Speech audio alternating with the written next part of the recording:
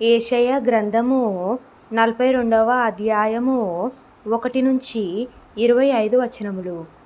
ఇదిగో, నేను ఆదుకొను నా సేవకుడు, నేను ఏర్పరచుకొనినవాడు, నా ప్రాణమునకు ప్రియుడు, అతని యందు నా ఆత్మను ఉంచియున్నాను. అతడు అన్యజనులకు న్యాయము కనుపరచును.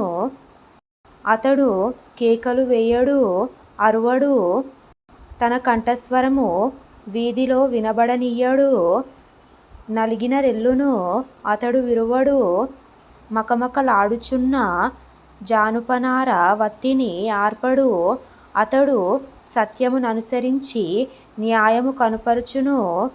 భూలోకమున న్యాయము స్థాపించు వరకు అతడు మందగిలడు, నలుగుడు పడడు.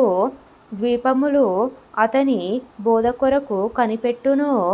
ఆకాశములను సృజించి వాటిని విశాలపరచి, భూమిని అందులో పుట్టిన సమస్తమును పరచి, దాని మీదనున్న జనులకు ప్రాణమును, దానిలో నడుచువారికి జీవాత్మను ఇచ్చుచున్న దేవుడైన యెహోవా ఇలాగు సెలవిచ్చుచున్నాడు.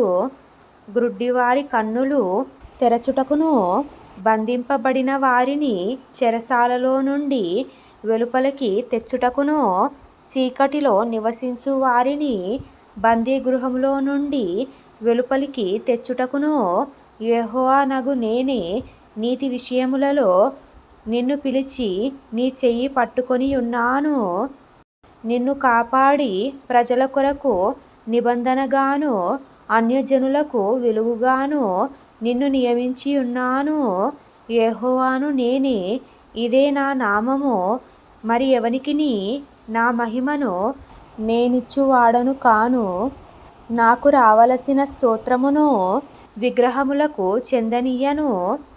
మునుపటి సంగతులు సంభవించెను గదా, క్రొత్త సంగతులు తెలియజేయుచున్నాను.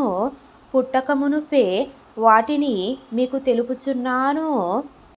సముద్ర ప్రయాణము చేయువారలారా, సముద్రములోని సమస్తమా, ద్వీపములారా, ద్వీప నివాసులారా, యెహోవాకు క్రొత్త గీతము పాడుడి.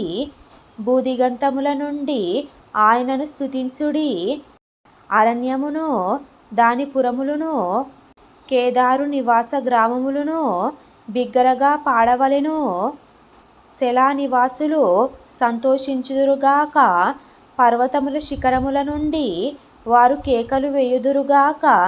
ప్రభావము గలవాడని మనుష్యులు యెహోవాను కొనియాడుదురుగాక. ద్వీపములలో ఆయన స్తోత్రము ప్రచురము చేయుదురుగాక. యెహోవా శూరుని వలె బయలుదేరును, యోధుని వలె ఆయన తన ఆసక్తి రేపుకొనును. ఆయన హుంకరించుచు తన శత్రువులను ఎదిరించును. వారి ఎదుట తన పరాక్రమమును కనుపరుచుకొనును. చిరకాలము నుండి నేను మౌనముగా ఉంటిని, ఊరకొని నన్ను అణుచుకొంటిని. ప్రసవ వేదనపడు స్త్రీవలె విడవకుండా నేను బలవంతముగా ఊపిరి తీయుచు, ఒగర్చుచు రోజుచూనున్నాను. పర్వతములను, కొండలను పాడు చేయుదును. వాటి మీది చెట్టు చేమలన్నిటినీ ఎండిపోజేయుదును. నదులను ద్వీపములుగా చేయుదును, మడుగులను ఆరిపోజేయుదును. వారెరుగని మార్గమున గ్రుడ్డివారిని తీసుకొని వచ్చెదను. వారెరుగని త్రోవలలో వారిని నడిపింతును. వారి ఎదుట చీకటిని వెలుగుగాను, వంకర త్రోవలను చక్కగాను చేయుదును. నేను వారిని విడువక ఈ కార్యములు చేయుదును. చెక్కిన విగ్రహములను ఆశ్రయించి, పోత విగ్రహములను చూచి, మీరే మాకు దేవతలని చెప్పువారు వెనుకకు తొలగి కేవలము సిగ్గుపడుచున్నారు. చెవిటివారలారా వినుడి, గ్రుడ్డివారలారా మీరు గ్రహించునట్లు ఆలోచించుడి. నా సేవకుడు తప్ప మరి ఎవడు గ్రుడ్డివాడు? నేను పంపు నా దూత తప్ప మరి ఎవడు చెవిటివాడు? నా భక్తుడు తప్ప మరి ఎవడు గ్రుడ్డివాడు? యెహోవా సేవకుడు తప్ప మరి ఎవడు గ్రుడ్డివాడు? నీవు అనేక సంగతులను చూచుచున్నావు గాని గ్రహింపకున్నావు. వారు చెవియొగ్గిరి గాని వినకున్నారు. యెహోవా తన నీతిని బట్టి సంతోషము గలవాడై ఉపదేశ క్రమమొకటి గణపరచి గొప్ప చేసెను.